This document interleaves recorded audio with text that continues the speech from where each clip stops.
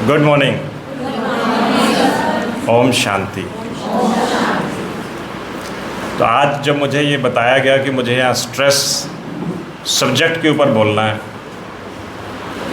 तो मैं यह सोच रहा था कि मुझे टीचर्स को, फैकल्टीज़ को एड्रेस करना है। बच्चों को तो एड्रेस बहुत बार किया, कॉमन मैन, कॉमन पब्लिक को भी एड्रेस बहुत बार किया, बट टीचर्स के सामने यदि मैं स्ट्रेस की बात करूं, जो इस समाज को शिक्षित करते हैं, जो आने वाली नई जनरेशन को बनाते हैं, तो मुझे क्या बोलना चाहिए।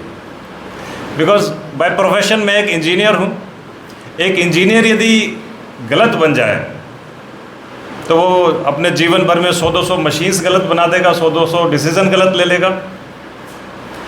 एक आर्किटेक्ट यदि गलत बन जाए तो वो अपने जीवन काल में 100-200 बिल्डिंग्स गलत बना देगा।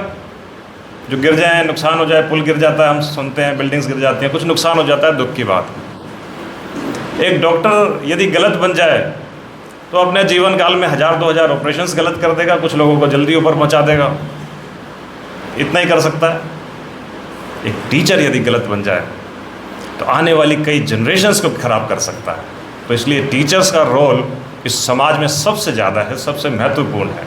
तो मुझे टीचर्स को एड्रेस करना है, ये सोच रहा हूँ स्ट्रेस के ऊपर, तो क्या बोलूँ।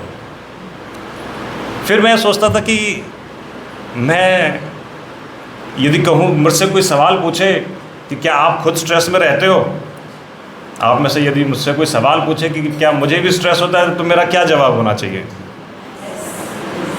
यस या नो। अगर मैं बोलूँ नहीं, मुझे कोई स्ट्रेस नहीं होता, तो आप मुझसे पूछ सकते हो कि फिर आपको एक्सपीरियंस कैसे है स्ट्रेस के ऊपर बोलने का। यदि मैं कहूँ कि हाँ मुझे भी स्ट्रेस होता है, तो फिर मुझे यहाँ खड़े होकर बोलने का अधिकार क्या है?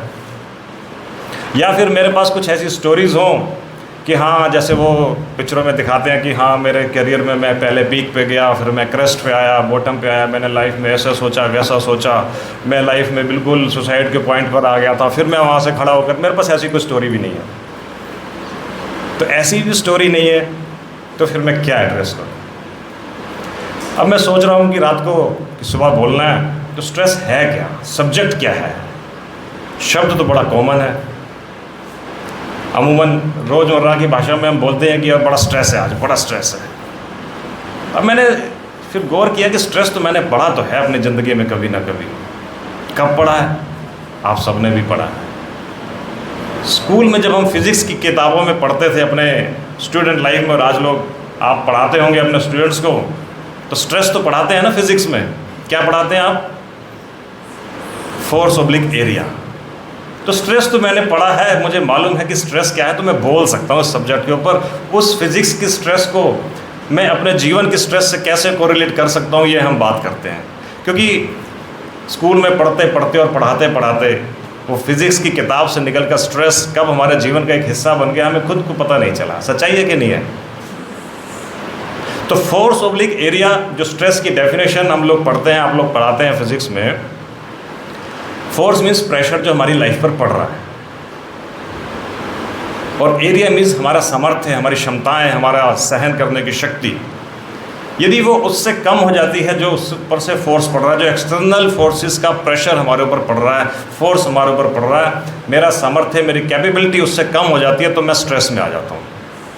यही फिज़िक्स और मेरी लाइफ का को रिलेशन है। एम आई करेक्ट और नोट? बिकॉज आप टीचर से आप मेरे को बताते रहना कि अगर मैं गलती कर भी जाऊँ, मैं स्टूडेंट ही हूँ आपका।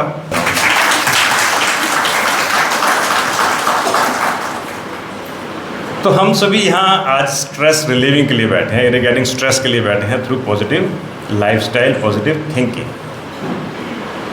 तो मैं आप सबसे सवाल पूछूं कि हम सभी जिंदगी में चेंज चाहते हैं? Who wants change? जिंदगी में बदलाव तो सभी चाहते हैं, सभी ने हाथ खड़ा किया। नेक्स्ट सवाल आता है, हु वांट्स टू चेंज? इस पे भी यदि हमारा हाथ खड़ा होता है तो हमारी आज का ये डायलॉग सक्सेसफुल होगा। Because we want change in our life, but we want to change our self. यही स्ट्रेस का मेन कारण बनता है कि हम परिवर्तन तो चाहते हैं, पर स्वयं के अंदर नहीं चाहते। हम चाहते हैं कि बदले तो दूसरा बदले, बदले तो परिस्थितियां बदले, बदले तो दूसरा व्यक्ति बदले, मैं ना बदलूं। यही कारण होता है हमारी लाइफ में स्ट्रेस आने का। आज सोशल मीडिया का ज़माना है, मोबाइल का ज़माना है, इंटरनेट का ज़माना है, टेक्नोलॉजी का ज़माना है जो अभी नहीं चल पाई। तो 800 करोड़ लोग दुनिया भर में लगभग पॉपुलेशन होगी, 800 करोड़। उस 800 करोड़ में से 550 करोड़ पीपल मोबाइल यूज़र्स हैं। See the population, 550 crore mobile users में से 450 करोड़ यूज़र्स सोशल मीडिया पे हैं। ये डाटा बताते हैं, हाँ, गूगल पे आप सर्च कर सकते हैं तो मिल सकता है। 450 करोड़ यूज़र्स सोशल मीडिया पे अवेलेबल हैं। एंड हम सभी कहते हैं वी आर सोशल, इसलिए हमें इन सोशल मीडिया ऐप्स पर जाना पड़ता है। पर क्या ये सोशल मीडिया हमारी स्ट्रेस को रिलीव करता है या बढ़ाता है? पुराने ज़माने में एक डायलॉग होता था कि नेकी कर दरिया में डाल। आजकल क्या होता है? कुछ भी कर फेसबुक पे डाल। हाँ, अच्छा, फेसबुक पे डालने के बाद लाइक्स यदि 100 से 200 से कम रहेगा तो स्ट्रेस बढ़ता है या कि कम होता है? क्या होता है? बढ़ता है। तो जिन चीज़ों को, जिन साधनों को हम अपना स्ट्रेस रिलीवर मान रहे हैं, वास्तव में वही चीज़ें हमें स्ट्रेस दे रही हैं। हम खुश तो होते हैं कि यहाँ डाइन के लिए गए, वहाँ घूमने के लिए गए, वहाँ कुछ भी करने गए, पोस्ट अपलोड कर दी, फिर हम देखते हैं कि लाइक्स कितने आए हैं, कमेंट्स कितने आए हैं। नहीं आए तो फिर थोड़ी सी फीलिंग तो आती है। तो आज हैरान परेशान जो हमारी स्थिति है, हम उस स्थिति में आ गए कि हमारा जो माइंड है ना, इस सोशल मीडिया ने ऐसा मकड़ी के जाले की तरह, जो क्या बोलते हैं, इंटरनेट, वेबसाइट, ये सब क्या है? मकड़ी के जाले हैं। वेब इज नेट मीन्स, हाँ, ये सब मकड़ी के जाले हैं। तो ये इस मकड़ जाल में हम पूरी तरह फंस चुके हैं। यही कारण है हमारे जीवन में स्ट्रेस के आने का। वी आर सोशल, हम कहते हैं कि हम सोशल हैं। आज 300 करोड़ लोग फेसबुक के यूज़र्स हैं, 250 करोड़ से ज़्यादा यूट्यूब के यूज़र्स हैं, और ऐसे तमाम कितने, हाँ, व्हाट्सएप तो हमारे ज़िंदगी का हिस्सा ही है। कितने मैसेजेस आते हैं, कितने चैट्स आते हैं, कितने वीडियोस आते हैं, सारा दिन उसी में ही निकल जाता है। रील्स, 1-1 मिनट की रील्स देखते हैं तो कितने घंटे घंटे लगे रहते हैं। कोई बच्चों को आप देखते ही होंगे, हमारे आपके जीवन में कम भी हो क्योंकि बिजी लाइफ है, स्कूल के बाद घर की भी लाइफ है, पर आज की जो यूथ है, युवा जनरेशन है, वो तो सारा दिन इसी में ही लगी हुई है। ये उनके स्ट्रेस का कारण है। इसीलिए आज की यंग जनरेशन अपने आप को संभाल नहीं पाती है। पुराने ज़माने में जब हम लोग पढ़ते थे तो हमें ABCD सिखाया जाता था, A for apple, B for boy, C for cat, like this, हाँ। और आज के ज़माने की ABCD क्या होती है यंग जनरेशन के लिए? A for Android, B for Bluetooth, C for chatting, D for download, E for email and so on. तो उनकी सारी ABCD, सारी परवरिश इसी इंटरनेट के मकड़ जाल से हो रही, जिसके अंदर फंसकर आज जो यंग जनरेशन है, जिसे हमें आपको संभालने की ज़रूरत है as a teachers, as a parents. Stress उन्हीं के बीच में। आज आप देखें कि हिंदुस्तान में या वर्ल्ड वाइड में बात करूं, लगभग 35 करोड़ लोग डिप्रेशन के शिकार हैं। वर्ल्ड वाइड 35 करोड़ लोग डिप्रेशन, 35 करोड़, जिसमें से 5 करोड़ केवल हिंदुस्तान में है। और रिसर्च ये बताती है कि हम सब की ज़िंदगी में 15 से 15 से 20% चांसेस हैं कि हर एक व्यक्ति डिप्रेशन का शिकार हो सकता है, डिप्रेशन में जा सकता है। और उस डिप्रेशन की वजह से 8 लाख लोग हर साल, यानी कि हर 40 सेकंड में एक व्यक्ति सुसाइड कर रहा है। अटेम्प्ट टू सुसाइड तो इससे भी ज़्यादा होंगे, क्योंकि वो प्रेशर जो एक्सटर्नल फोर्सेस से हमारे ऊपर पड़ रहा है, और जो हमारी क्षमताएं हैं, हमारी कैपेबिलिटी है, उतनी झेलने के काबिल हम नहीं बने हैं। अंदर से स्ट्रॉन्ग हम उतने नहीं बने हैं, इसलिए हम अपने आत्मघात का रास्ता चुन लेते हैं। हमारे यंग जनरेशन जो बच्चे हैं वो इसमें ज़्यादा हैं। टीनएजर्स, इस 8 लाख जो मैंने नंबर्स बताए, इसमें टीनएजर्स ज़्यादा हैं, 20 एजर्स ज़्यादा हैं। बहुत सारे एग्जाम्पल्स आपने भी सुने होंगे कि व्यक्ति जब अपनी सफलताओं के चरम सीमा पर था, अपने करियर में पीक पर था, और अपनी उस पोजीशन को, उसको एक झटका लगा, एक फेलियर मिला, संभाल नहीं पाया, उसने अटेम्प्ट टू सुसाइड या सुसाइड कर लिया। क्या कारण है ये सब? क्योंकि अंदर से हम स्ट्रॉन्ग नहीं हैं। उसी लाइफ के पैटर्न को आज हम समझते हैं। आज का इंसान हैरान, परेशान, दुखी कभी देखता है तो धर्म गुरुओं की तरफ देखता है कि शांति मिलेगी, तो कहाँ से मिलेगी। कभी देखता है तो राजनेताओं की तरफ देखता है कि शांति मिलेगी, तो कहाँ से मिलेगी। कभी देखता है तो अभिनेताओं की तरफ देखता है कि शायद सुख और सुकून यहीं से मिलेगा, लेकिन मिलता कहीं से नहीं है। क्योंकि वो कहते हैं ना कि देख तेरे इंसान की हालत क्या हो गई भगवान। पहले हमारे हाथ में माला होती थी, आज हमारे हाथ में मोबाइल आ गया है। फ़र्क सिर्फ इतना ही हुआ कि देख तेरे इंसान की हालत क्या हो गई भगवान, कितना बदल गया इंसान। माला की जगह वो जब मोबाइल ने ले लिया, उससे हम कब फिज़िक्स की किताबों से निकलकर लाइफ में स्ट्रेस में गिर गए, हमें खुद नहीं पता चला। कहते हैं कि इंसान घर बदलता है, लिबास बदलता है, रिश्ते बदलता है, दोस्त बदलता है, लेकिन वो कभी खुद को नहीं बदलता। इसीलिए वो जिंदगी भर दुखी रहता है। उम्र भर गालिब यही भूल करता रहा, धूल चेहरे पर थी और आईना साफ करता है। इसीलिए हम लोग दुखी रहते हैं, क्योंकि धूल चेहरे पर थी, कमी तो मुझ में थी, और मैं आईना साफ करता रहा, मतलब दूसरों में कमियां देखता रहा। आज हमारे पास घर बड़े हैं, लेकिन परिवार बड़े नहीं हैं। परिवार मीन्स जो यदि सदस्य इकट्ठे हैं, बिल्डिंग्स, यानी ये जो बिल्डिंग्स हैं ये बड़ी हैं, लेकिन परिवार बड़े नहीं हैं। आज हमारे पास पढ़ाई ज़्यादा है, यानी एकेडमिक क्वालिफिकेशन ज़्यादा है, लेकिन उतनी तहजीब और तमीज़ भी ज़्यादा है। आप लोग बच्चों से डील करते हैं, आज रिस्पेक्ट कहाँ है बच्चों के मन में। तो बात वही है कि आज घर बड़े हो रहे हैं, लेकिन परिवार छोटे हैं। क्वालिफिकेशंस हमारे पास ज़्यादा हैं, लेकिन इमोशंस नहीं है।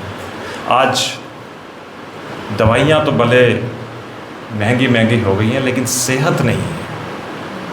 मेडिकल साइंस ने रिसर्च करके, इन्वेंशंस करके मेडिसिन्स तो बहुत अच्छी बना ली हैं, लेकिन हेल्थ फिर भी नहीं है। आज हमें चांद को छूना है सबको, पड़ोसी का पता नहीं है। हवाई जहाज के आविष्कार ने 2 देशों की दूरियां तो कम कर दी हैं, पर दिलों की दूरियों को कौन देख रहा है।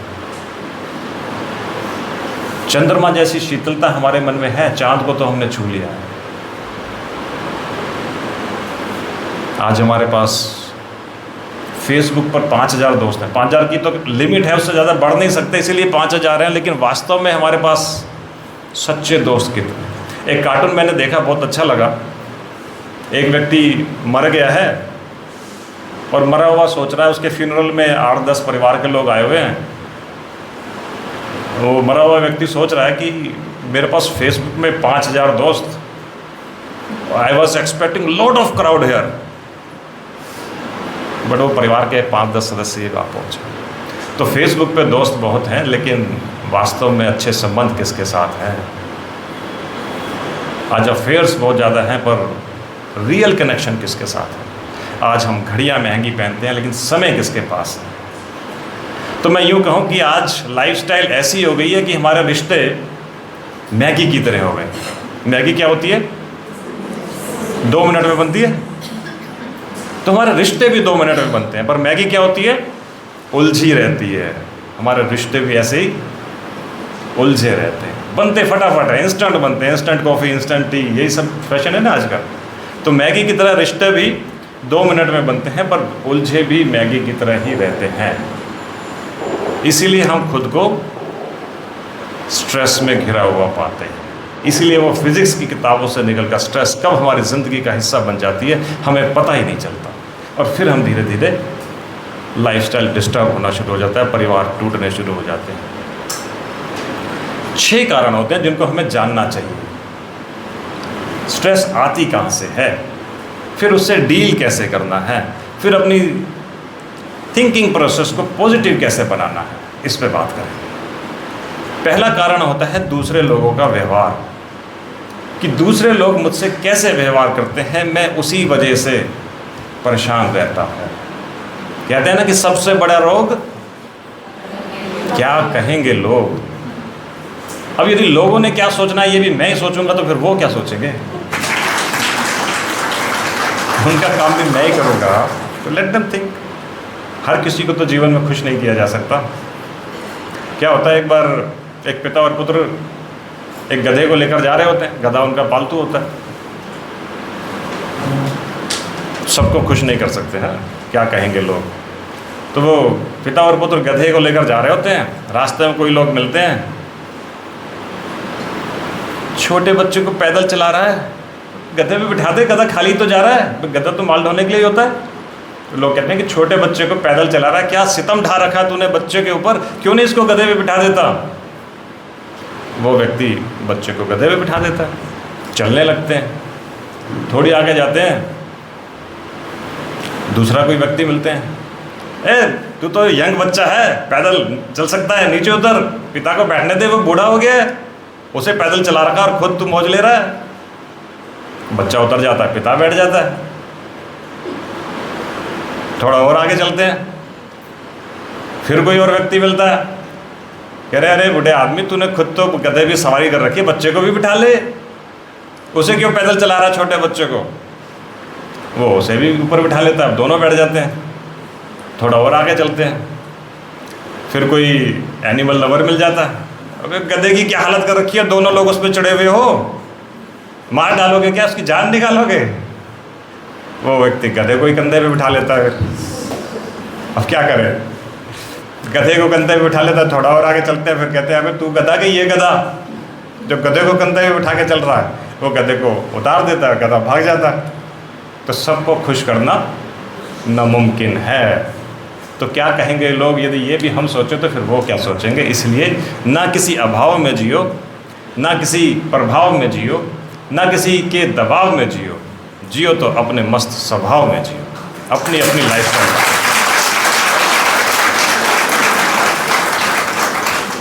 चुनौतियां तो जीवन में आएंगी, मुश्किलें तो जीवन में आएंगी। तो जब भी मुश्किलें जीवन में आए तो यही सोचना कि हिम्मत का सागर लांघो, हिम्मत का सागर लांघो, लहर लहर जयकारा होगा, दिल टूटे या एटम दुनिया में उजियारा होगा। एटम जब टूटता तो, न्यूक्लियर जब टूटता है, आप लोग पढ़ाते हो ना, तो क्या होता है, एनर्जी निकलती है। दिल भी टूटता है तो एनर्जी निकलती है। ये बच्चों को पढ़ाने की बात होती है कि उनके दिल आजकल ज़्यादा जल्दी टूटते हैं ना। तो दिल टूटे या एटम दुनिया में उजियारा होगा, हिम्मत का सागर लागो, लहर लहर जयकारा हो। तो जब भी जीवन में कुछ इस तरह की परिस्थितियाँ आएँ, नकारात्मक स्थितियाँ आएँ, दूसरे लोगों का बिहेवियर मेरे प्रति नकारात्मक हो, जब मैं परेशान हो जाऊँ, डिस्टर्ब हो जाऊँ, तो यही सोचना कि चुनौती मेरे लिए ईश्वर ने चुन कर भेजी है, और चूँकि मेरे पास सामर्थ्य है इस चुनौती को हैंडल करने का, इस चैलेंज को फेस करने का, इसीलिए मुझे चुना है ईश्वर ने। ठीक है। तो पहला कारण है दूसरे लोगों का बिहेवियर जो मुझे डिस्टर्ब करता है, और दूसरा कारण है नेगेटिव वर्क एनवायरनमेंट। क्योंकि आज प्रेशर तो बहुत है, माने ना माने हर किसी के लाइफ में वर्किंग प्रेशर तो बहुत है। हम लोग भी इंडस्ट्री में काम करते हैं, 200 ईमेल्स रोज़ की हमारे पास आती है, 200 emails. I am a working professional, जैसे बताया मेरे इंट्रोडक्शन में। 200 ईमेल्स के अलावा अबाउट 3 से 4 घंटे की ऑनलाइन, जो माइक्रोसॉफ्ट टीम मीटिंग कोविड के बाद का नया बवाल निकल गया है ना, ये ऑनलाइन मीटिंग का, पहले तो फिर भी कम होती थी। 3 से 4 घंटे डेली के मीटिंग्स में जाते हैं। अब 3 से 4 घंटे मेल पढ़ने के लिए भी चाहिए, ऑफिस में नहीं हो पाता, रोज़ 8 से 10 घर आके मेलें पढ़नी पड़ती हैं, रिस्पॉन्ड करना पड़ता है। सिमिलरली आप लोगों की भी लाइफ में हम सुनते हैं, बताते हैं टीचर्स लोग कि ऑफिस में इतना काम होता है, स्कूल में इतना काम होता है, और घर पे भी जाके बहुत सारा काम स्कूल का करना पड़ता है, ऑफिस का करना पड़ता है, और घर का तो करना ही पड़ता है। तो वर्क एनवायरनमेंट इतना टफ हो गया है कि आज हमें हर परिस्थिति ने गले से पकड़ रखा है। और फिर हम बात करते हैं कि हम खुश रहें तो कैसे रहें, हम संतुष्ट रहें तो कैसे रहें। तो किसी भी बात का इतना ज़्यादा एनालिसिस ना करें कि दिमाग का पैरालिसिस हो जाए। राइट। काम को काम के तरीके से करें, दिमाग पर हावी ना होने दें, क्योंकि ये लॉन्ग वर्किंग आवर्स, ये डे बाय डे टफ होना ही है ना। 8 से 9 घंटे की ऑफिस की जो 1 से 2 घंटे का ट्रैवल टाइम सुबह शाम मिला के, अमूमन हर किसी की लाइफ में 11-12 घंटे की ये वर्किंग रहती ही रहती है, और आगे धीरे धीरे टफ होनी ही है। तो किसी भी बात का इतना ज़्यादा एनालिसिस ना करें कि वो दिमाग का पैरालिसिस बन जाए, यानी हमें वो डिप्रेशन में ले आए या हमारी खुशी को कम करने की कोशिश करें। तीसरा कारण होता है चेंजिंग इन्वायरमेंट। आज टेक्नोलॉजी बड़ी तेज़ी से चेंज हो रही है। एक इन्वेंशन आती है, साल भर में पुरानी जो होती है दूसरी नई इन्वेंशन आ जाती है, रिसर्च आ जाती है। तो जब हम इस बदलते हुए परिवेश में बदलती हुई तेज़ी से बढ़ती हुई टेक्नोलॉजी के साथ कोप अप नहीं कर पाते तो हमें स्ट्रेस होने लगता है। आज की हमारी पिछली जनरेशन को देखें कि वो सोशल मीडिया से या मोबाइल से उतना ज़्यादा यूज़ टू नहीं है। बच्चों से सीखने की कोशिश करते हैं, अपनी थर्ड जनरेशन से सेकंड जनरेशन सीख नहीं पाते क्योंकि उतना यूज़ टू नहीं है, कंफर्टेबल नहीं है। तो उनको स्ट्रेस होता है कि हम तो पीछे रह गए। ये भी एक कारण हो जाता है। तो एनवायरनमेंट इतनी तेज़ी से बदल रहा है कि हम यदि उसके साथ कोप अप नहीं कर पाते तो हमें स्ट्रेस का कारण बन जाता है। फिर चौथा आता है पास्ट एक्सपीरियंस, हमारे पुराने अनुभव। कभी किसी ने कोई ऐसा इंसिडेंट फेस किया, कभी ने किसी ने ऐसी परिस्थिति में झेला, या मान लीजिए किसी को लाइफ में कभी कुत्ता काट गया, हाँ, तो जब भी हम नेक्स्ट टाइम कुत्ते को देखेंगे तो फीलिंग आएगी ना माइंड में, ये पास्ट एक्सपीरियंस है कि फिर से ना काट जाए। तो ये पास्ट एक्सपीरियंस हमें स्ट्रेस का कारण बनाते हैं। एलिफेंट की कहानी, या कहानी तो क्या रियल फैक्ट है कि आप सभी ने सुना होगा, जानते होंगे कि जब वो हाथी का बच्चा छोटा होता है तो उसको एक चेन से बांध देते हैं ताकि वो उसको तोड़ के ना जाए। लेकिन वो बड़ा होता जाता है तो उसमें वो ताकत तो आ जाती है, लेकिन माइंड ट्यून हो जाता है कि मेरे को इस चेन को नहीं तोड़ सकता हूँ। ये पास्ट एक्सपीरियंस है। तो इसी तरह के पास्ट एक्सपीरियंस भी हम भी अपनी माइंड में लेकर बैठते हैं जो हमारी स्ट्रेस का कारण बनते हैं, हमारी खुशी को ख़त्म करने का कारण बनते हैं। पांचवा कारण आता है डिटर्मिनिज्म थ्योरी। हम ये मान लेते हैं कि मैं हेरिडिटरी मेरी ऐसी है, ये मेरे जेनेटिक रीजंस ऐसे हैं, इसलिए मैं थोड़ा सा एटीट्यूड या चिड़चिड़ापन मेरे में रहता है क्योंकि मेरे ग्रैंडफादर ऐसे थे, मेरे मदर फादर ऐसे थे, या मेरा बचपन ऐसे माहौल में गुजरा। जेनेटिक रीजंस, हम अपने आप अपने रीजंस बना लेते हैं कि इस वजह से हम खुश नहीं रह पाते। सिक्स्थ कारण होता है नेगेटिव वर्ल्ड व्यू, देखने का नकारात्मक तरीका। हम चीज़ों को नेगेटिव तरीके से पहले देखते हैं, नकारात्मक चश्मे से पहले देखते हैं। इसलिए हम खुद को स्ट्रेस में पाते हैं, हम खुद को परेशानी में पाते हैं। हम हर सिक्के के दो पहलू होते हैं, हम जानते ही हैं। तो हम हर सिक्के का वो पॉजिटिव पहलू देखें, सकारात्मक पहलू देखें। हर चीज़ में हम कुछ ना कुछ विशेषता देखें। भाई नेगेटिव पॉजिटिव तो हर चीज़ में है। क्या होता है कि एक बार एक लेडी की दो बेटियां होती हैं, उसको क्राइंग लेडी बोलते हैं, उसका नाम पड़ जाता है क्राइंग लेडी अपने सोसाइटी में। क्यों? क्योंकि उसकी दो बेटियां होती हैं, एक बेटी की शादी नूडल्स बनाने वाले के साथ हो जाती है, दूसरी बेटी की शादी अम्ब्रेला बेचने वाले के साथ हो जाती है। अब जिस दिन बारिश होती है वो सोचती है आज मेरी बेटी की नूडल्स नहीं सूखेंगी, वो बेचारी बड़े परेशान हो रही होगी, उसका आज का रोज़ी रोटी का साधन, उसकी आज की इनकम ख़त्म हो गई। She use to cry. और जिस दिन धूप अच्छी निकलती है या सनशाइन अच्छा होता है उस दिन वो कहती है आज मेरी अम्ब्रेला वाली बेटी के अम्ब्रेलास नहीं बिकेंगे या उसकी रोज़ी रोटी ख़राब हो गई, and she use to cry. तो एक मॉन्क, एक प्रीस्ट उसको एक दिन मिलता है कि आप हमेशा रोती क्यों रहती हो, ये सोसाइटी के लोग आपको क्राइंग लेडी के नाम से कहते हैं। वो कहती है ऐसे ऐसे कारण है, धूप निकलती है तो मेरी बेटी के अम्ब्रेला नहीं बिकते और बारिश होती है तो उसकी नूडल्स नहीं बिकती। वो प्रीस्ट, वो मॉन्क उसको बोलता है कि तू ऐसा कर ना, रिवर्स करते अपनी सोच को। जिस दिन धूप निकले उस दिन ये सोच कि नूडल्स अच्छे से सूख जाएंगी, और जिस दिन बारिश हो जाए इस दिन सोच कि अम्ब्रेला अच्छे से बिक जाएंगे। तो हमें अपनी थिंकिंग पैटर्न को रिवर्स करना है, इससे ज़्यादा कुछ नहीं करना यदि हम अपनी खुशी को बरकरार रखना चाहते हैं। तो अब बात करते हैं कि स्ट्रेस को हैंडल कैसे करें। Stress handling is as easy as ABC। कोई बड़ा मंत्र नहीं है, कोई बड़ा तंत्र नहीं है, कोई बड़ी साइंस नहीं है। इसी मैनेजमेंट को समझाने के लिए लोग 1-1 लाख रुपए हम लोग अपनी ऑफिस में कॉर्पोरेट ट्रेनर्स को भी बुलाते हैं। बिकॉज क्या है कि घर का आदमी बोले, मैं वहाँ खड़ा होकर बोलूँ तो उतना इम्पैक्ट नहीं आता, उतना ऑरा नहीं बनता, वाइब्रेशंस नहीं बनती। बाहर का आदमी 1 लाख रुपए एक दिन का लेता है तो लोगों को लगता है हाँ कुछ बोल कर गया है। तो हम भी अपने कॉर्पोरेट्स में बुलाते हैं, 1-1 लाख रुपए एक दिन का देते हैं इन्हीं सब्जेक्ट्स पे बोलने के लिए, जो बहन जी हमसे फ्री में करवा लेती हैं। ऑनेस्टली 1 लाख रुपए पर डे देते हैं हम लोग एक आम ट्रेनर्स को। मतलब बाकी बड़े लेवल के तो अलग बात होती है। तो stress handling is as easy as ABC। A for awareness. हमें ये अवेयरनेस होनी चाहिए कि स्ट्रेस हमारे पास आता कहाँ से है।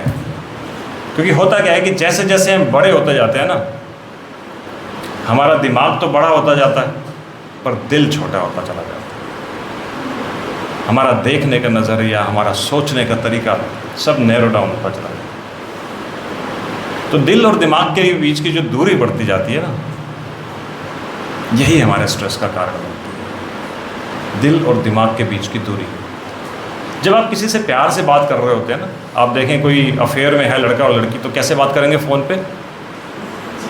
आप बगल में भी खड़े होंगे तो उसका आवाज़ नहीं आती है, थर्ड पर्सन सुन नहीं पाता। फैक्ट है कि नहीं है?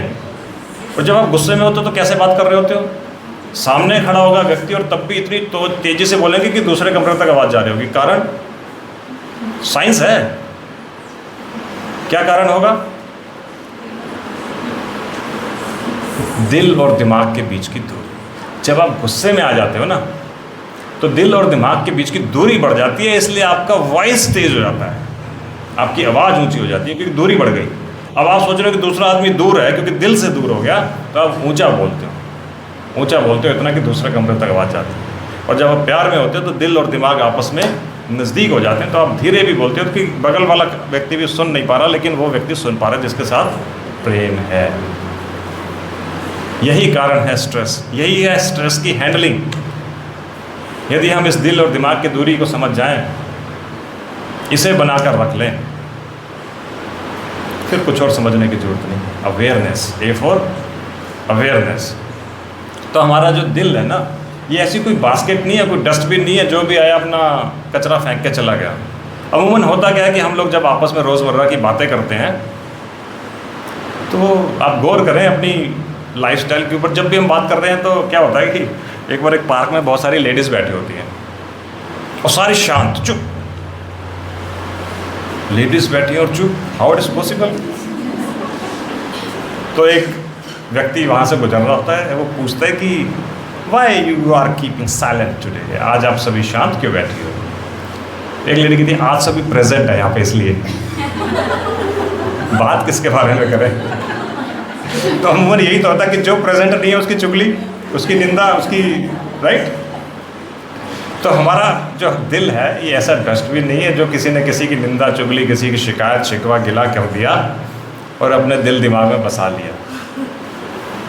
इस पर आप खुशबूदार गुलाब रखें, दूसरों की शिकवा शिकायत ना रखें, इसे खुश रखें। दिल को खुश रखेंगे तो दिमाग खुश रहेगा। और दिल की सारी बीमारियां आती कहाँ से? दिमाग से आती। तो दिमाग में आपकी इनपुट है, जो इन्फॉर्मेशन जा रही है। हम एक आम आदमी अमूमन 50 से 60 हज़ार थॉट्स हमारे माइंड में क्रिएट होते हैं, 50 to 60,000 मेडिकल, ये रिसर्च कहती है। और जब आप गुस्से में होते हो तो ये थॉट्स, नंबर ऑफ थॉट्स ज़्यादा हो जाते हैं, और जब आप सैड होते हो, डिप्रेशन में जाते हो, तो नंबर ऑफ थॉट्स कम हो जाते हैं। तो जब आप सैड पोजीशन में आते हो तो माइंड आपको सिग्नल दे रहा होता है और आपकी thoughts, number of thoughts come हो जाती है, फिर आप डिप्रेशन में चले जाते हैं। तो आपकी सारा ये थिंकिंग पैटर्न है, ये साइकिल है जो आपको खुश या नाखुश रखता है। तो ये हमें अवेयरनेस होनी चाहिए कि हमारे पास स्ट्रेस आता कहाँ से है। ABC। तो ABC पे हम बात कर रहे हैं। B stands for balance. जो हमारे दिल और दिमाग के बीच की दूरी बढ़ गई, इसका हमें बैलेंस रखना है। जो उम्र के साथ साथ हमारा दिमाग तो बड़ा होता चला गया लेकिन दिल छोटा होता चला गया, इसका हमें बैलेंस रखना है, दिल और दिमाग के बीच की दूरी का, राइट।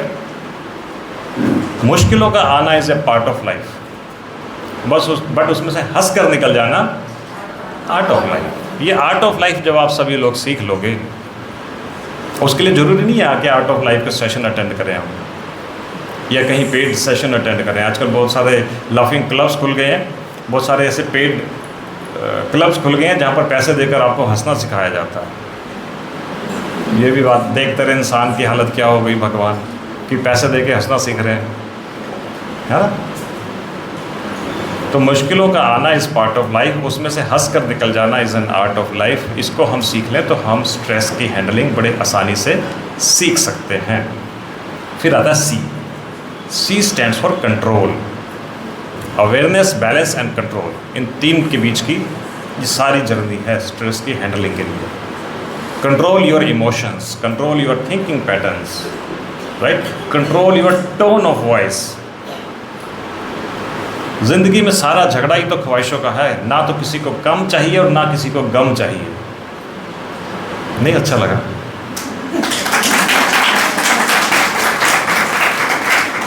जिंदगी में शब्दों की आप खूबसूरती को समझिएगा। जिंदगी में सारा झगड़ा ही तो ख्वाहिशों का है, ना तो किसी को कम चाहिए और ना ही किसी को गम चाहिए। तो अपने इमोशंस को कंट्रोल करें, अपनी टोन ऑफ वॉइस को कंट्रोल करें, क्योंकि लाइफ में 95% झगड़े आपकी टोन ऑफ वॉइस के कारण। आप क्या बोलते हैं ये ज़्यादा मायने नहीं रखता, आप कैसे बोलते हैं ज़्यादा मायने रखता है। वही बात प्यार से कह दी जाए, वो एक जोक आता है ना, वो अपने वाइफ को कहता है, यदि वो अपनी वाइफ को कोई व्यक्ति कहते हैं आज बड़ी कातिल लग रही हो, तो वाइफ खुश हो जाएगी, है ना। वो कहते हैं आज बड़ी हत्यारिन लग रही हो, शब्द तो मतलब तो दोनों के एक जैसे हैं। तो शब्दों का ही खेल है जिंदगी में। तो C stands for control. Control में एक शब्द आता है भाग लो। भाग लो मीनिंग दो है, जैसे कातिल और हत्यारन के दो मीनिंग है। यदि आप किसी समस्या में घिर जाओ और आपके पास वो क्षमता है, वो शक्ति है, वो सामर्थ्य है कि आप उससे पार पा सकते हो, तो भाग लो मीन्स पार्टिसिपेट कर लो, राइट। यदि आप में वो क्षमता, वो सामर्थ्य, वो शक्ति नहीं है, तो भाग लो मीन्स रन अवे, फिर उस सिचुएशन को छोड़ दो। यदि व्यक्ति महत्वपूर्ण है तो बात को भूल जाएं, और यदि बात महत्वपूर्ण है तो फिर व्यक्ति को भूल जाओ।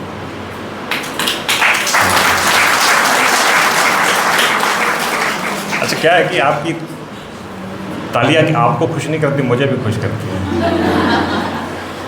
क्योंकि फिर मुझे लगता है कि मेरी बात आप तक पहुंच रही है। अदरवाइज मुझे लगता है कि शायद ऐसा ना हो कि आप लोग टाइम देख रहे हो कि बहुत देर हो गई बोलते बोलते, कब चुप करेगा।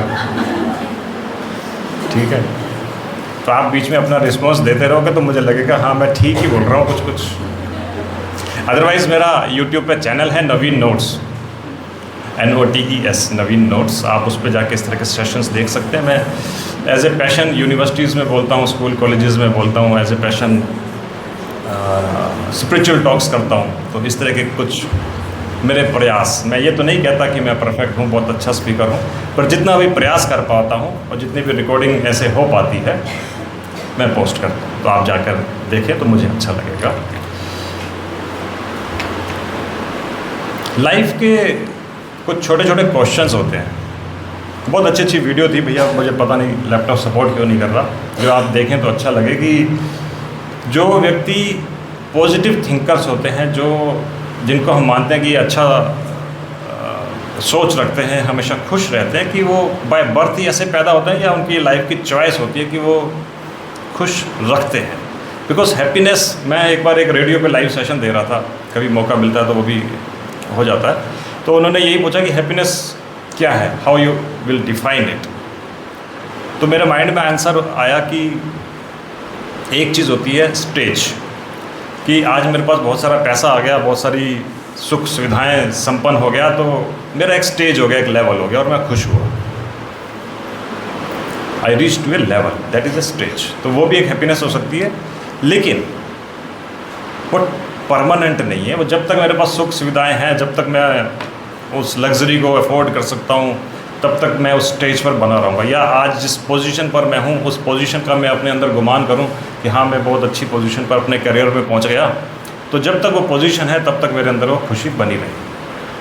पर happiness is not a stage, happiness is a state.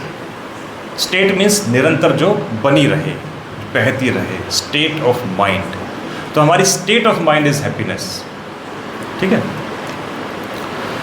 तो इसको ऐसे समझते हैं कि हम सभी ने अपनी लाइफ में बहुत सारे लगेज उठा रखे हैं, जिम्मेवारियों के, सोशल रिस्पॉन्सिबिलिटीज़ के, परिवार की जिम्मेवारियों के, समाज की जिम्मेवारियों के, बहुत सारे लगेज उठा रखे हैं। अब हम चूज़ करें कि ये लगेज क्या मेरे लिए ज़रूरी है। आप सभी पेरेंट्स हैं और आपके साथ आपका बच्चा चल रहा हो जिसके हाथ में एक बैग उठा के दे रखा हो आपने, चलते चलते बच्चा जब थक जाएगा तो क्या करेगा? वो बैग बड़े अधिकार से दे देगा आपको, पूछेगा नहीं कि मम्मा ये बैग दे दूँ, पूछता तो नहीं है ना, पकड़ा देता है कि मैं थक गया हूँ बैग पकड़ो। क्यों? उसको पता है ये मेरा अधिकार है, मेरी माँ मेरे साथ है तो वो मेरी जिम्मेवारी उठा लेगी। तो हमने भी जो इतने सारे जिम्मेवारियों के जो लगेज जो बैग उठा रखे हैं, ज़िंदगी में थकावट तो हमें भी होती है। 40 से 50 की उम्र के जब पार हम जाने लगते हैं तो कभी हमारी महत्वाकांक्षाएँ अपनी तरफ आकर्षित करती हैं और कभी हमारी जिम्मेवारियाँ हमें अपनी तरफ खींचती हैं, क्योंकि हमें लगता है कि अब 50 पार होने वाले हैं। हम सभी उसी एज के, मैं समझता हूँ, बैठे हैं। हमें लगता है कि 50 पार होने वाले हैं, कुछ ही समय रह गया अब रिटायरमेंट होने में, तो हमने जीवन में अभी तक क्या अर्जित किया और क्या संचित किया और आने वाली रिटायरमेंट लाइफ के बाद में हमने अपने लिए क्या बचाया। या हम देखते हैं कि आज की युवा पीढ़ी 30 एजर्स हैं, 40 एजर्स हैं, वो मिलेनियर्स बन चुके हैं। तो हम कभी उन महत्वाकांक्षाओं की तरफ देखते हैं कि हमें पहुंचना कहाँ था, फिर अपनी जिम्मेवारियां अपनी तरफ खींचती हैं कि परिवार में बच्चों की शादियां करनी हैं, परिवार का पालन पोषण करना है, तो हम इसी में ही दुविधा में घिरे रहते हैं।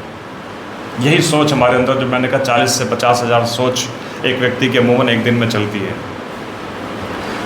तो जो भी हम कुछ खाना खाते हैं ना, साइकोलॉजी को समझते हैं, साइंस को समझते हैं। जो भी कुछ हम खाना खाते हैं, शरीर का, ये प्रकृति का नियम है, वो 24 घंटे के अंदर प्रोसेस होकर बॉडी से बाहर आना चाहिए। करेक्ट है? नहीं आता तो बीमार पड़ने की गारंटी पूरी है। जो भी हम पीते हैं, प्रकृति का, शरीर का नियम है 5 से 6 घंटे में बॉडी में प्रोसेस होकर बाहर आना चाहिए। करेक्ट? नहीं आता तो बीमार पड़ने की गारंटी पक्की है। हमने श्वास अंदर लिया, ये भी शरीर का, प्रकृति का नियम है, विदिन कुछ क्षणों के अंदर वो शरीर से बाहर आना चाहिए। नहीं आया तो मरने की गारंटी पक्की है। तो यानी साइंस कहती है, कुदरत कहती है, प्रकृति कहती है, जो भी कुछ इस शरीर में गया प्रोसेस होकर कुछ क्षणों के बाद, कुछ समय के बाद बाहर आना चाहिए। अब जो सोच हमारे अंदर दिमाग में गई, क्या हमने कभी उसको बाहर निकालने का सोचा? बताओ। जो सोच हमारे अंदर गई उसको बाहर निकालने का हमने कभी नहीं सोचा। उसको तो हमने परमानेंट अंदर फीड इन कर लिया, स्टोर कर लिया। अब वो अंदर क्या कर रही है? बीमार होने की गारंटी पैदा कर रही है, ना खुश होने की गारंटी पैदा कर रही है, स्ट्रेस में आने की गारंटी पैदा कर रही है, डिप्रेशन में आने की प्रोबेबिलिटी पैदा कर रही है, संभावनाएं बना रही है। तो इसलिए दिन भर में जो भी संकल्प, जो भी विचार, जो भी बातें हमारे अंदर गई, प्रोसेस होकर शाम को बाहर आ जाए, प्रोसेस होकर शाम को बाहर आ जाए। फ़र्ज करें मेरे हाथ में एक गिलास पानी का है, या ये एक चश्मा है, चलो कितना वजन होगा इसका? 20 ग्राम, 30 ग्राम। मैं इस 20 ग्राम्स वेट को अपने हाथ में ऐसे रखना चाहूँ तो 10 मिनट तक रख लूँगा। 1 घंटा रखना चाहूँ तो ऐसे नहीं, और 10 घंटे कोशिश करूँ ऐसे ही रखूँगा तो क्या होगा? मसल्स पुल हो जाएंगे। ज़्यादा बाहुबली बनने की कोशिश करूँगा तो आप लोगों को मुझे अस्पताल भी ले जाना पड़ेगा, राइट? तो यदि मुझे उस मसल पुल से, उस हॉस्पिटलाइजेशन से बचना है तो मुझे क्या करना चाहिए? Put it down. सिंपल है ना? वो स्ट्रेस में जो मैं आ रहा था उसको मैं नीचे रख दूँ तो स्ट्रेस से मैं रिलीव हो गया। वही बात है जो हमारे दिमाग में, जो हमें स्ट्रेस, जो हमने स्टोर कर लिए हैं, फीड कर ली हैं, यदि हम उससे बचना चाहते हैं तो रात को जब सोने जाएं, साइड में तकिए में निकाल कर रख दें। सर, अगर कोई चश्मा पकड़ाता जाए, हाँ, तो रोज हम उसको रखते जाएं जिंदगी भर। अच्छा, ठीक, बात आपकी बिल्कुल ठीक है कि क्योंकि हम समाज में रहते हैं, बातें तो हमारे पास आएंगी ही, टकराव तो विचारों के होंगे ही। बिल्कुल ठीक बात है। अब उन बातों को, उन विचारों को हमने रखते गए तो फिर नुकसान किसका हो रहा है? दुकान बन जाएगी, हम बेच सकते हैं। और नुकसान किसका हो रहा है? हमारा ही तो हो रहा है। दूसरे वाला तो कह के चला गया। अच्छा, उसको शायद फीलिंग भी नहीं है। बहुत बार ऐसा होता है कि हमने किसी से बात कह दी, बड़े लाइटर नोट में कहती, और हमने ऐसा गौर भी नहीं किया कि हमने किस भाव से कही थी, पर सुनने वाले का भाव अलग था। उसने कहा इसने तो मुझे ताना मार दिया, टोंट कस दिया। बेहतर है उन मेमोरीज़ को जो हमें दुखी करती हों, उन इम्प्रेशंस को जो हमें परेशान करते हों, निकाल दें। आपने बात पूछी तो मैं एक एग्ज़ाम्पल यहाँ कोट कर दूँ। राम जी, जब ये रामकृष्ण की जो कहानियाँ हैं ना, जो भी हमारे ग्रंथ बने हैं, ये इसलिए नहीं है कि हम उन्हें पढ़ लें और उन्हें शास्त्र मान लें या उन्हें घर पे सजा कर रख दें, लाल कपड़े में लपेट कर रख दें गीता को। हम उन्हें अपने जीवन में उतारें, इसलिए बने हैं। तो राम जी जब वन में गए तो उनका चित्रकूट पहुँचे, जब उनका मिलना हुआ वन देवी से। वन देवी ने कहा, आइए प्रभु श्री राम, आपका वन में स्वागत है, कहिए मैं आपके लिए क्या कर सकती हूँ। तो राम जी ने कहा कि मैं वन में आया हूँ, मुझे वनवास मिला है, तो मैं वन में अपना गुजारा तो स्वयं कर लूँगा।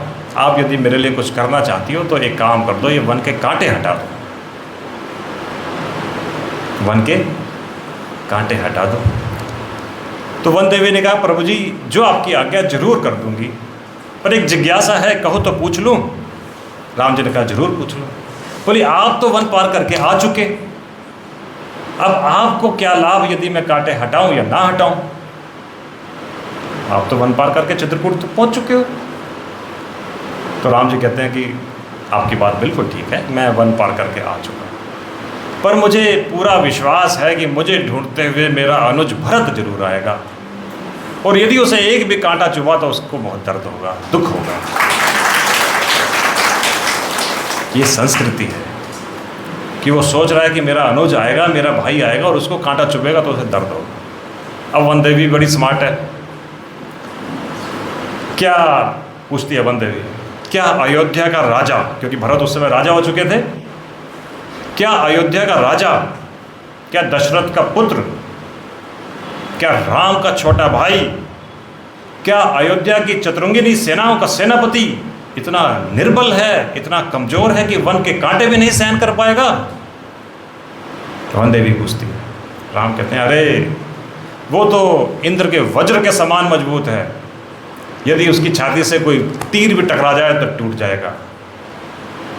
तो वन देवी कहती है, फिर क्यों हटा दूं कांटे? तो राम जी कहते हैं, ये उत्तर अपने साथ लेकर जाना। राम जी कहते हैं, जब उसको ये वन के कांटे चुभेंगे तो उसका हृदय ये सोचकर टूट जाएगा कि मेरे कारण भैया राम को इन कांटों पर चल के जाना पड़ा था, तो वन देवी इन कांटों को हटा देगा। ये जब भाईचारे का भाव हमारे दिल में भी आ जाएगा तो हम अपने परिवार में, क्योंकि रहना तो इसी समाज में है, इसी संसार में है, तो अपने दिलों में यदि हम कड़वाहट के बीज डाल लें तो वो अंकुरित होंगे। फिर क्या है कि आपकी साइकिल, थिंकिंग पैटर्न जिसकी हम बात कर रहे हैं, वो रिवर्स हो जाएगा, नेगेटिव हो जाएगा, नुकसान हमारा ही होने वाला है, डिप्रेशन में हम ही जाएंगे, बीमारियां हमें ही लगेंगी। दिल की बीमारी दिमाग से शुरू होती है, ये जो अटैक आता है ना, यहाँ से शुरू होता है। सब समझदार हो आप तो मुझे समय भी मेरे ख्याल दीदी को बोल रहा था, मैं पूरा करने की कोशिश करता हूँ। तो हमें अपने थिंकिंग पैटर्न को चेंज करना है। सार यही है कि सारी चीज़ जो शुरू हो रही है हमारे थिंकिंग पैटर्न से। अच्छा, हमारे बच्चे भी जो है ना हमें फॉलो करते हैं, हमें सुनकर नहीं, देख कर। Children see and children do, जो वो देखते हैं वो करते हैं। आप उनको लाख समझा लो, फॉलो वो आपके एक्शंस को करें। तो हमें वो रोल मॉडल बनना। आज के बच्चे रोल मॉडल ढूंढते हैं, क्योंकि उनको ना तो धर्म के नेताओं में, ना राजनेताओं में, और ना किसी अभिनेताओं में वो रोल मॉडल दिख रहे हैं, तो वो पथ भ्रमित हो जाते हैं, वो अपनी दिशाहीन हो जाते हैं, उन्हें समझ में नहीं आता मैं लाइफ में जाऊँ कहाँ, इसलिए वो भटक जाते हैं। तो हमें वो उनके लिए वो रोल मॉडल बनना है। हम उस हर चीज़ को करने की कोशिश करें जो उनके लिए आदर्श हो। हम वो हर चीज़ बोलने की अपनी आदत बनाएं जो हमारे लिए भी अच्छी हो और दूसरों के लिए भी अच्छी हो। एक बार जुबान और दांतों के बीच में अच्छी वार्तालाप हो रही होती है, एक डिबेट हो रही होती है जुबान और दांतों के बीच में। अब दांत तो सबसे मजबूत होते हैं ना बॉडी में, दांत अपने मजबूती पे इतरा रहे होते हैं, दांत अपनी स्ट्रेंथ के ऊपर इतरा रहे होते हैं, मीन्स गर्व कर रहे होते हैं। कहते हैं कि जरा सा भी मैं तुझे काट दूँ, जीभ को कहते हैं, तो तू कट जाएगी। अब जीभ बेचारी मासूम सी कट ही जाएगी है। क्या बोलता ही होगी जीभ, क्या बोलती होगी? जीभ कहती है बड़े प्यार से, अगर जरा सा भी एक बार मिस यूज कर दूं ना, मैं 32 के 32 बाहर आ जाओगे।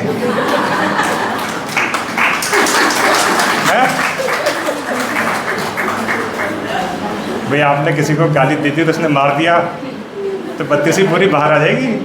इतना मत इतना अपने ऊपर। तो हम क्या बोलें ये ज़्यादा ज़रूरी है, क्या सोचें क्या ये ज़्यादा ज़रूरी है। इनपुट इन्फॉर्मेशन हम क्या लेकर जा रहे हैं, जो रीप्रोसेस होकर बाहर आ रही है नहीं आ रही है, इस पर हम फोकस करें। हम जो मैं बात कर रहा था कि happiness is a state of mind. हर सुबह हम लोग अपनी वार्डरोब में से, अपनी अलमीरा में से एक ड्रेस सेलेक्ट करते हैं, राइट, है ना, हर सुबह करते हैं।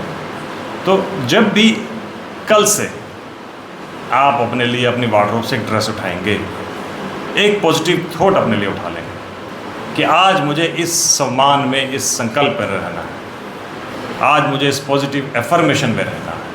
एक लिस्ट लगा लो अपनी वार्डरोब में, अंदर ही वार्डरोब खोली, ड्रेस निकाली, एक अपनी वो तो बॉडी के लिए निकाली, एक माइंड के लिए ड्रेस निकाल ली। एक पॉजिटिव अफर्मेशन बहुत सारी आपको इंटरनेट से मिल जाएंगी, लिस्ट लगा दो और अपने बच्चों में भी वो आदत डाल दो, क्योंकि बच्चों को इस समय नहीं शिक्षित किया गया, संस्कारों के प्रति सजग नहीं किया गया, तो फिर लेट हो जाएगा, देर हो जाएगी, बाद में वो हमारे हाथ से निकल चुके होंगे। ठीक है, तो हम हर दिन देखें कि क्या आज का दिन मेरा अच्छा रहने वाला है, शुभ रहने वाला है, मैं खुश रहने वाला हूँ। ये मेरा डेली का डिसीज़न है कि yes I will be at happy mood today. आज मुझे कोई भी बात परेशान नहीं कर सकती। ठीक है, अपना अपना अपना ऑरा जो होता है ना, उसे बढ़ाने की कोशिश करें। हम जो कहते हैं ना कि वो एक इनो की ऐड देखी होगी आपने, क्या कहती है इनो की ऐड? काम बनाए 6 सेकंड में, ऐसे ही होता है ना जी। अब इनो में एन की जगह जी लगा दूं तो ईगो बन जाता है, काम बिगाड़े 6 सेकंड में।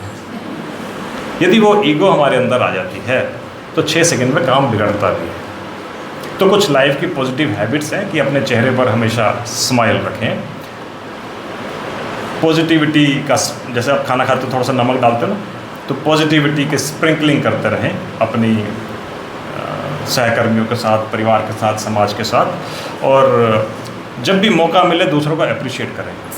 बड़े अच्छे वर्ड हैं ये, please, thank you, can you help me. 3 word अपनी लाइफ में अपना लें, please, thank you, can you help me. आपकी सारी ज़िंदगी आसान हो जाएगी, सारा लाइफ, सारा काम ख़त्म हो जाएगा। अप्रेस करें, अप्रिशिएट करें दूसरों को।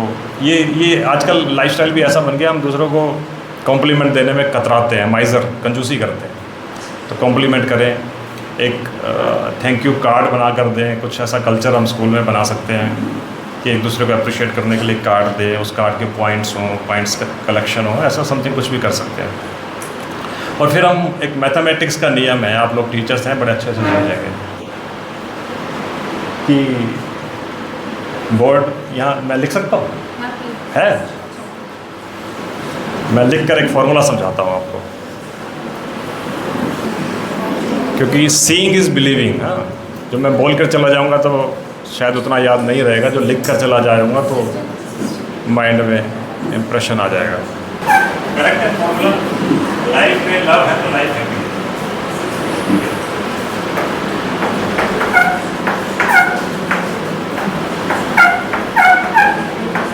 लाइफ से लव निकल गया तो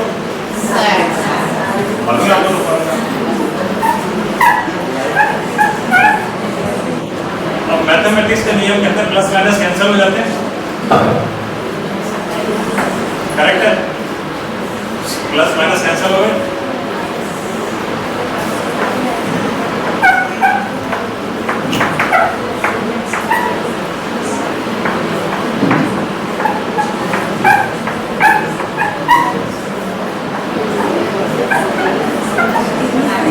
फॉर्मूला करेक्ट है जी? हैप्पी प्लस सैड इसको ठीक।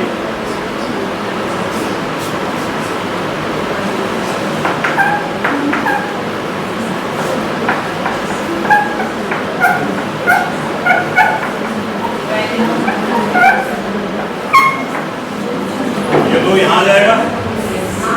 मैथ्स के कितने टीचर हैं? मेरे को करेक्ट करते ना, गलती कर रहा हूँ अभी तक, ठीक है।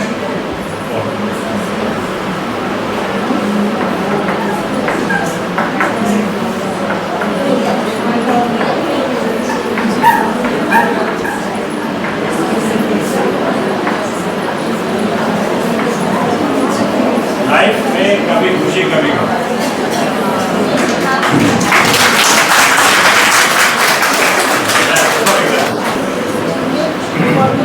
जिंदगी में आधी खुशियां हैं, आधे गम हैं, इसी के साथ हमें जिंदगी जीनी पड़ेगी। यही लाइफ का मतलब है, इसी के साथ मैं अपनी लाइफ